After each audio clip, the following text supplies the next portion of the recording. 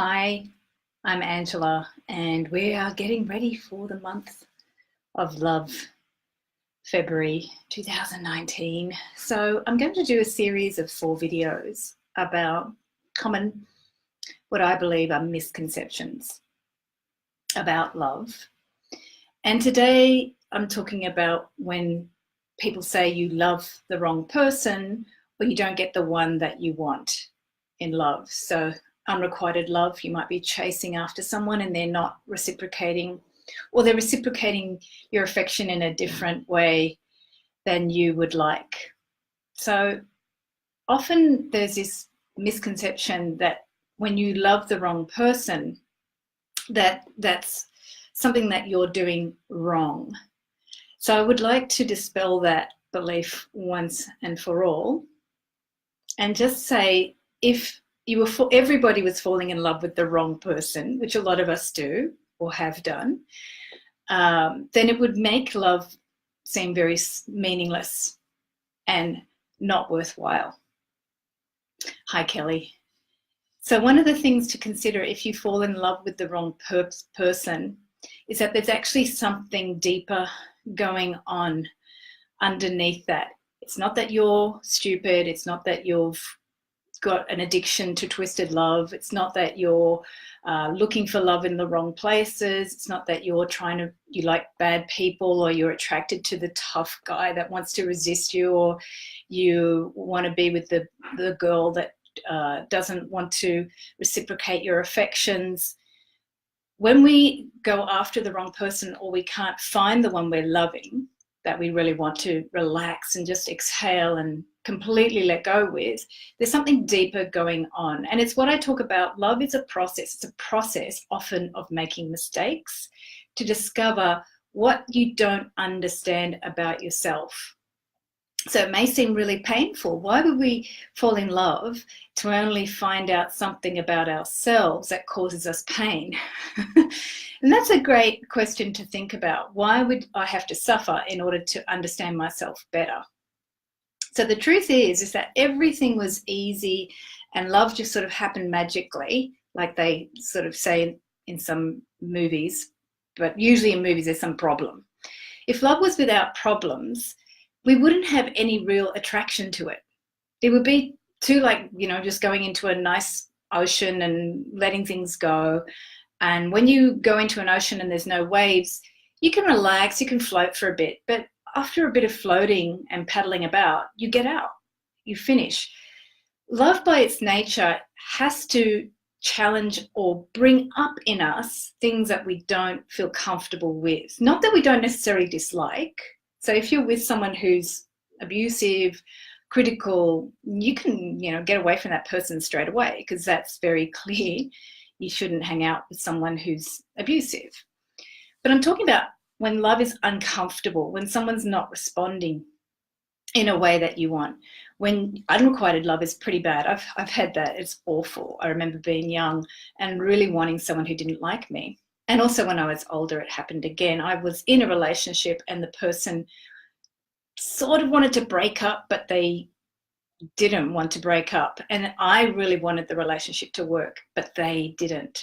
And that really messed up my head. I thought, what's wrong with me? What have I done wrong? What's wrong with me? What have I done wrong? I kept on going over and over about how I've done things wrong. And I was missing the deeper question. What is it that I'm not seeing that I'm uncomfortable with? What's the underlying? Could be a fear. It could be just a deep sense of, I'll never find someone to accept me. And that's what it was when I was older. When I was younger and I was really pining for someone, and they, it's quite funny actually, because I used to go to my girlfriends and say, I really like this person, I really like this person. And this person liked me, but never would consider dating me. So I went through this whole cycle of, again, what's wrong with me? Why doesn't he like me? What's wrong with me? Why doesn't he like me? And I was missing the actual question, what do I feel I'm not seeing about myself? What do I feel if, in terms of my situation, is what was I deeply feeling that I was lacking? And I just felt, in general, you could summarize all of my feelings of not getting that love that I was looking for or dating or hungering after the wrong person from a deep sense that I wasn't enough. It's pretty simple when we refine it and get down to the core of what we're experiencing. So if you are experiencing that you want to enjoy love in a more simple way, I want to share with you a tool I use. It's called Love is a Process.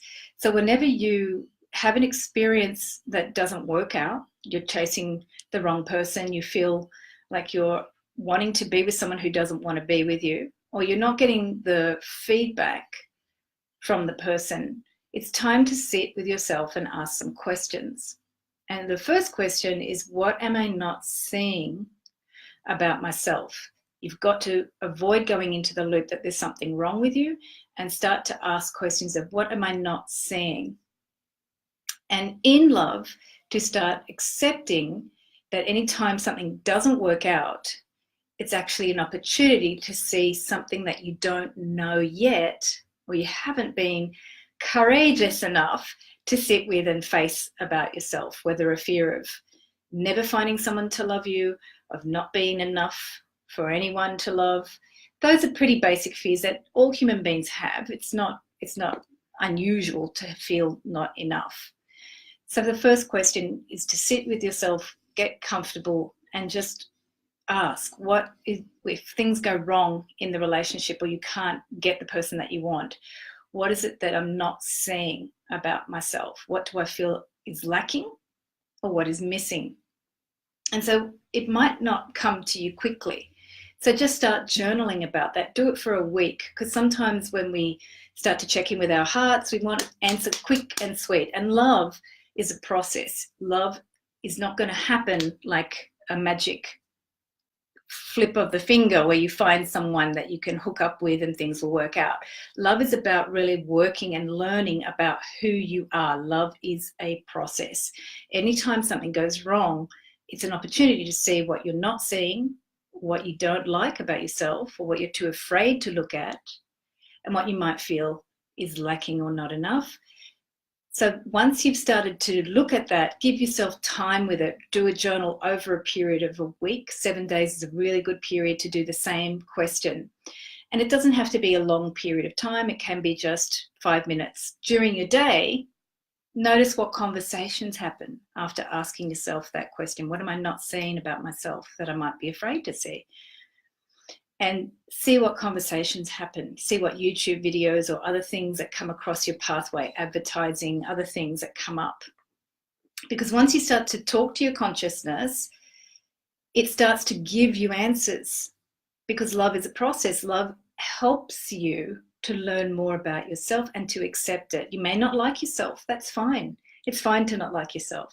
But as you keep asking questions to know yourself more, this magic happens where you start to see yourself and you're not scared about it anymore. You're not scared if you don't like yourself. You're not scared if you don't feel attractive. That's okay. Everybody has those feelings. You're not alone.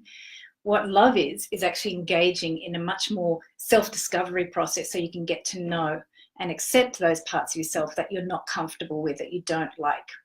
And from that place, you start to build confidence. So after 7 days, once you've got some feedback about what you're not seeing about yourself, what you can do at that point is start to build a new behavior. Any new behavior is better than thinking there's something wrong with you, like I did, or thinking, what can I do to fix this problem, and frantically looking for a problem.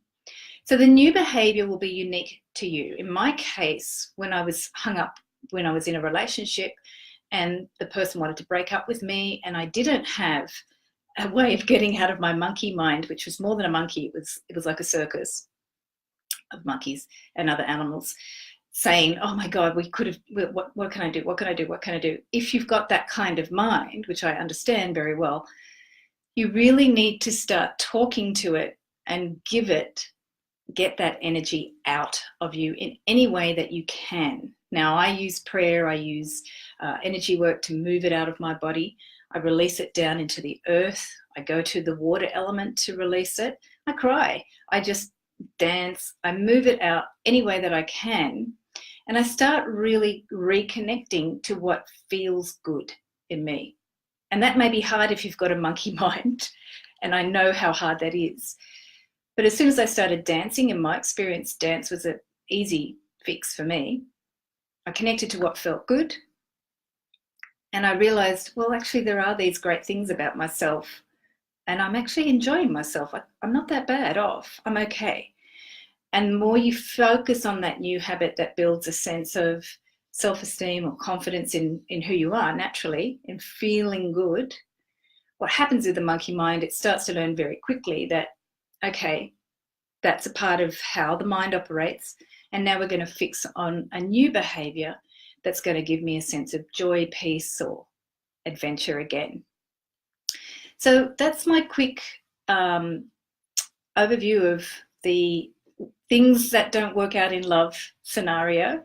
This month, if you're looking for different questions around love, having gone through a lot of breakups myself and discovering love with my partner, I've learned the things that I did to trip myself up very well. So I'm looking forward to any one of you who have questions, and I'm going to share some of the principles of love that get you out of thinking that there's something wrong with you or that love is somehow full of bad things that could happen, and gets you to look at the higher picture of love, love that is allowing you to understand and accept more and more of who you are. So I look forward to any comments that you have, any questions you have, any challenges you might have in a love relationship. Put them in the chat, and that will give me some insight into what to talk about in the following Facebook Lives, which will be Wednesdays. I'm not sure what time, usually around 12 o'clock Australia and 8 o'clock Eastern in the States. Thanks for joining, and have a lovely day and month of love coming your way. Oh, sorry, I'm just going to see, Rhiannon has a question. What about when two of you love so deeply but can't seem to see a way together? So Rhiannon, earlier I mentioned when you have this is a very classic example, right? It's another form of unrequited love, like Romeo and Juliet, the two families in Romeo and Juliet, there's star-crossed lovers. They have a strong bond, but their families won't let them come together. So have a read of Romeo and Juliet, because it may help you move some of the emotion that's coming up for you. That's what the love stories are for, to help us move emotions. So if you've got that, there's some part of the contract that you have, perhaps at the spiritual level or in this present life, where you feel you can't actually be creative about solutions for the two of you. If we look at the classic Romeo and Juliet, the families were the really obvious obstacle. But if you look at the story of Romeo and Juliet, internally, both of them make choices, and they're teenagers and they're young and they're new in love, right? They're destined to make mistakes and bad choices, which is part of the anguish of that story. There's sometimes we get down on ourselves if a love relationship can't fit into some cookie cutter picture of what it should be. So then, Romeo in that story ends up like killing himself, and she's about to not be there, and he doesn't need to kill himself. It's so stupid what happens in the end. It's a really good example, Romeo and Juliet, of how we make stupid decisions because our emotional body takes over, and we don't actually sit and go, well, what the first question I had today was, what am I not seeing here? Because if you do some contemplation quietly by yourself over 7 days, you're going to get a better answer than that emotional body. And the other piece you might be able to start looking at, why do I expect this relationship to work out in a specific manner? Why can't it be more fluid? And I'm not saying about open relationships, that works for some people. But for example, you could be in different countries. You could say, this is not working out now. We need to stop what we're doing and come at it a completely different way. Decide to go on a holiday in 6 months' time when it both suits you, and see what could come from that situation. Because often we try to force relationships to work so they fit into either, like in Romeo and Juliet, in our family expectations or our personal expectations of how they should be. And people often may have underlying fears about commitment or expectations about commitment as well, and they're not ready to face them. So often we'll do this dance of resistance and conflict and drama in relationships. So Rhiannon, that's a few tips there to look at if I was to do this relationship completely differently at this moment now? What could I say to this person? Like, let's in the old days, people used to run away and elope. But what you could do is say, look, this is driving me nuts. In my heart, this is not working for me. It's messing me up. Let's take a break and look at something completely different, a holiday away from this situation, so we could perhaps see what this connection is outside of this current context. So Rhiannon, that might give you some ideas to get creative with that. I also had a challenge once with living in a different country to my partner. So I was forced or given the opportunity to see if we couldn't see each other all year, what if we had just 2 weeks? And in those 2 weeks, it was just me and my partner, and that's it. And at first I went, and then I started to think, well, maybe that would give us a chance to really accept our different lifestyles and to understand what this connection was about. So that's some tips there about thinking outside the box. And thank you for that question, Rhiannon. And yeah, I'm not sure what the push away from fear is, but Rhiannon, I'm going to finish the video here. And if you have any more insights about that, the pushing away the fear, just put that in the comments and I'll get back to you on the comments. Thank you so much for asking and joining.